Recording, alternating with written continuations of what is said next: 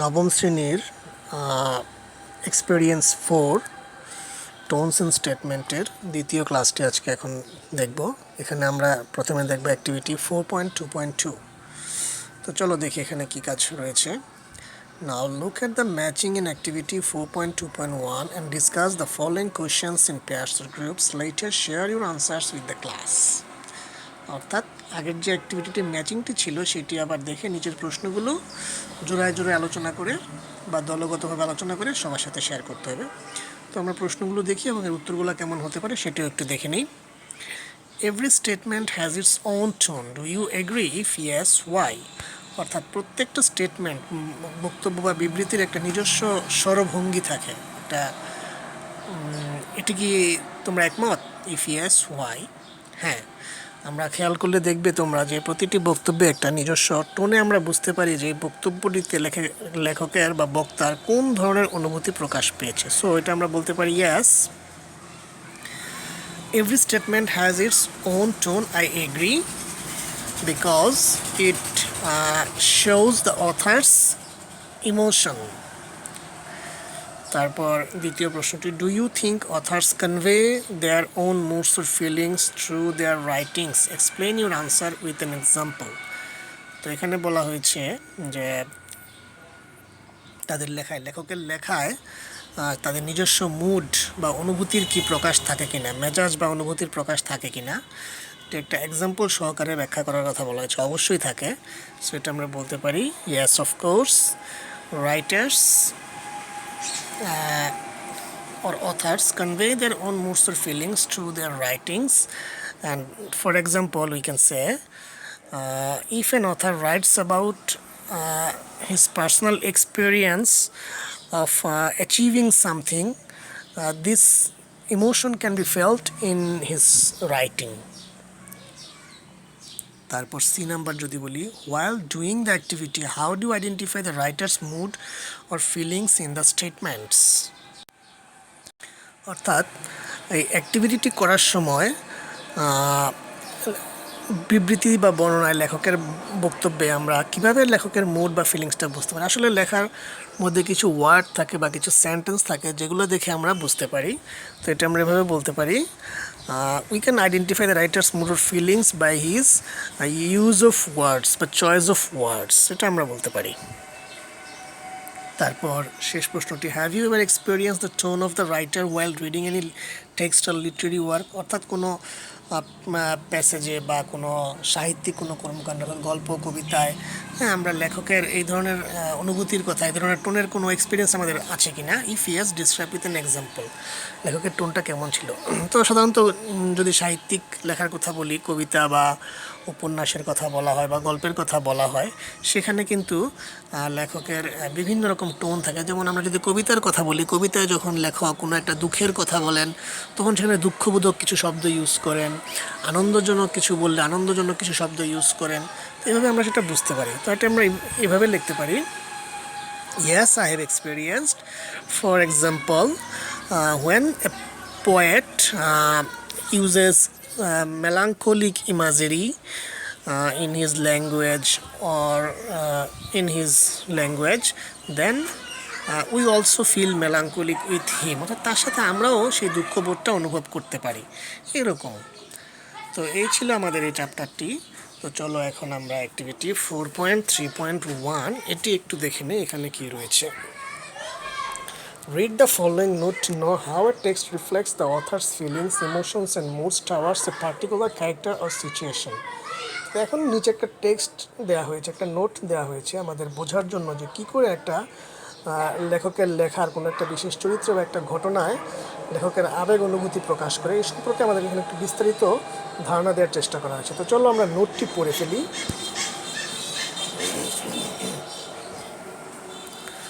Note on tonality of a text, অর্থাৎ কোনো লেখার আবেগ অনুভূতি প্রকাশের উপর একটা note.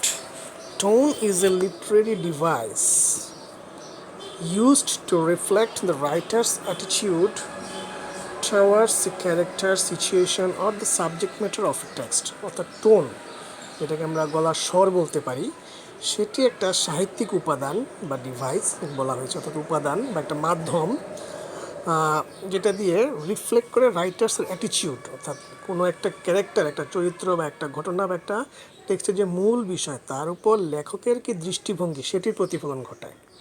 It helps to make a relationship between the writer and the readers that influences the readers to have a particular attitude and feelings towards a certain character, situation or text.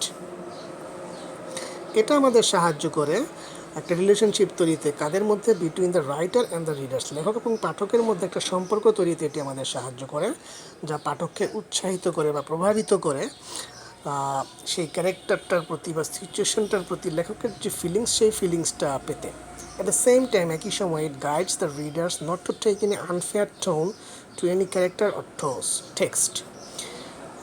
এটা পাঠককে সেদিকেও guide করে যেন পাঠক ওই ক্যারেক্টারটার প্রতি বা সেই টেক্সটটার প্রতি বা গল্পটার প্রতি একটা আনফেয়ার টোন, বিপরীত মনোভাব যেন না নিয়ে আসে।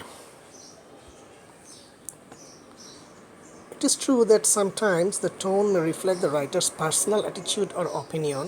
এটা সত্য যে মাঝে মাঝে সেই টোনটা, লেখকের নিজস্ব মতামত বা দৃষ্টিভঙ্গির প্রকাশ হয়ে থাকে, প্রতিফলন হয়ে থাকে, but it is less about what the writer feels and more about how the writers wants the readers to feel. কিন্তু এটা বেশিরভাগ সময় লেখকের অনুভূতির চেয়ে পাঠক কি চায় ফিল করতে সেটির দিকেই গুরুত্ব দেয় বেশি।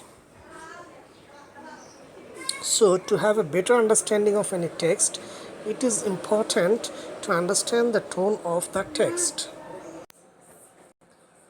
তো একটা ভালো টেক্সটটি ভালোভাবে বোঝার জন্য টোনটা বোঝাও বেশ গুরুত্বপূর্ণ একটা বিষয়। The tone of a piece of writing is like the tone of your voice when you speak or your body language around another person. একটি লেখার টোন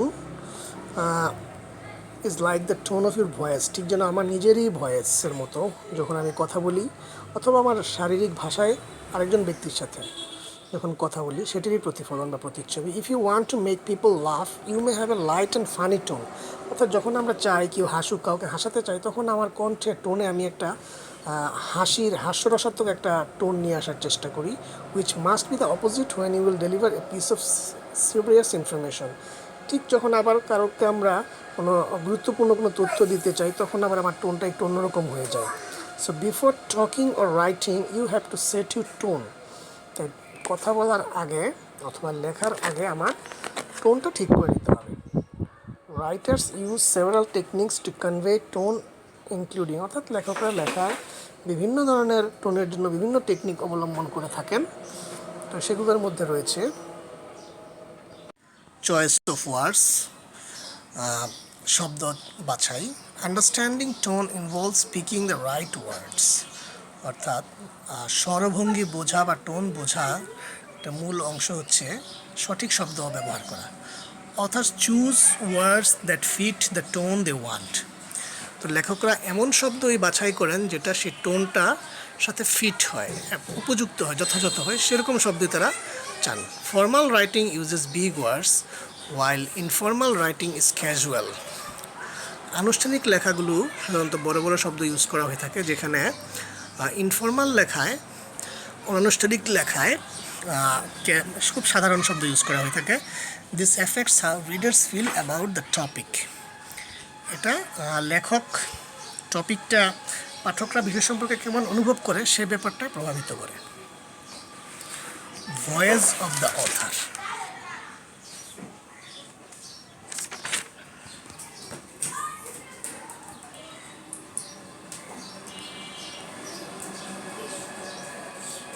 লেখকের স্বর, the way a writer talks is important for tone. লেখক যেভাবে কথা বলে সেটি খুব গুরুত্বপূর্ণ। It's like their personality, how they see things. এটা অনেকটা তাদের ব্যক্তিত্বের মতো, তারা একটা জিনিস কীভাবে দেখে, and how they connect with readers, এবং তারা কীভাবে পাঠকের সাথে সংযোগ স্থাপন করে। They can sound like an expert or a friendly friend.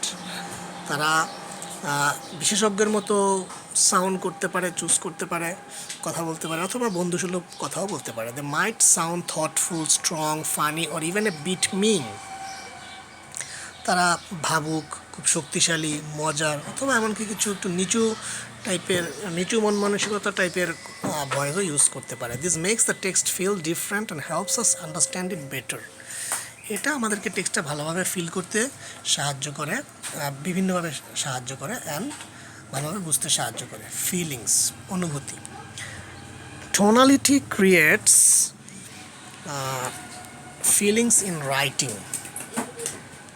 অর্থাৎ টোনালিটি যেটা, বাচনভঙ্গি বা স্বরটা, সেটা লেখার মধ্যে একটা অনুভূতির সৃষ্টি করে। ফ্রম সিরিয়াস টু ফান, অনেক সময় সিরিয়াস থেকে আস্তে আস্তে ফানের দিকে, আনন্দের দিকে নিয়ে যায়।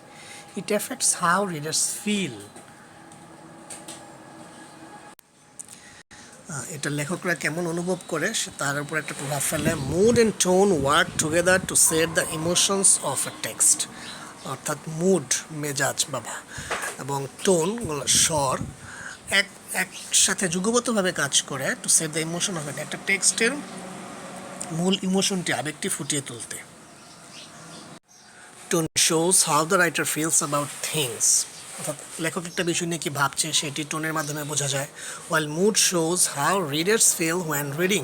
এবং মুডটা যেখানে বোঝায় যে লেখক কেমন ফিল করবে পড়ার সময়। Tone brings out emotions. Tone থেকে ইমোশন, আবেগ বেরিয়ে আসে। And mood shows how we feel. এবং মুড দিয়ে আমরা সেটা প্রকাশ করি যে আমাদের অনুভূতিটা কেমন ছিল। ফিগারেটিভ ল্যাঙ্গুয়েজ, অলঙ্কারমূলক ভাষা। It is the use of words and expressions in an unusual and imaginative manner. এটা হচ্ছে শব্দের এবং এক্সপ্রেশন, প্রকাশভঙ্গির ব্যবহার একটা অস্বাভাবিক এবং কাল্পনিক বিষয়ে, পদ্ধতিতে। Simile and metaphor are two good examples of figurative language. অর্থাৎ সিমিলি এবং ম্যাটাফোরের যে ব্যবহার আমরা আগে একটা ক্লাসে দেখেছিলাম, এটি একটা ভালো উদাহরণ ফিগারেটিভ ল্যাঙ্গুয়েজের। Defined tone. সিমিলি এবং মেটাফোর সম্পর্কে জানতে তোমরা আমাদের এই পেজের পূর্বের ভিডিও দেখতে পারো, সেখানে রিলসে অথবা ভিডিওতে দেওয়া আছে। Defined tone allows readers to connect with the writer. একটা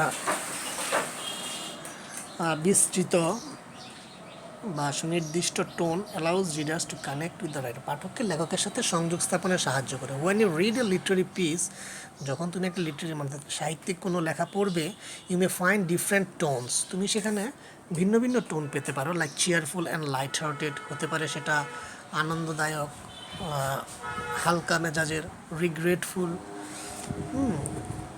অনুশোচনাপূর্ণ, হিউমারাস, হাস্যরসাত্মক, পেসিমিস্টিক, হতাশাবাদী, নস্টালজিক, স্মৃতিচারণমূলক, মেলাঙ্কলিক, দুঃখজনক বা বিষণ্ণমূলক, জয়ফুল, আনন্দদায়ক, অ্যান্ড পারসুয়েসিভ এবং প্রলুব্ধকরণ, প্ররোচনা, এই ধরনের বিভিন্ন রকম টোন আমরা পেতে পারি। Now let's know about the different types of tones that you will usually experience in a text. এখন চলো বিভিন্ন রকমের টোন নিয়ে যেগুলো লেখকরা লেখা ইউজ করে থাকেন তাদের অভিজ্ঞতার আলোকে সেগুলো সম্পর্কে কিছু জানা যাক। তো প্রিয় শিক্ষার্থীরা, এই অংশ থেকে আমরা আগামী পরবর্তী ক্লাসে দেখব, কারণ ক্লাসটি বেশি বড় হয়ে যাচ্ছে। সো তোমাদের জন্য ধৈর্যচ্যুতি না ঘটে, তাই জন্য আমরা সেটি পরের অংশে, ক্লাসের পরের অংশে প্রেজেন্ট করব। তো আজকে ক্লাসটা এ পর্যন্তই থাকুক।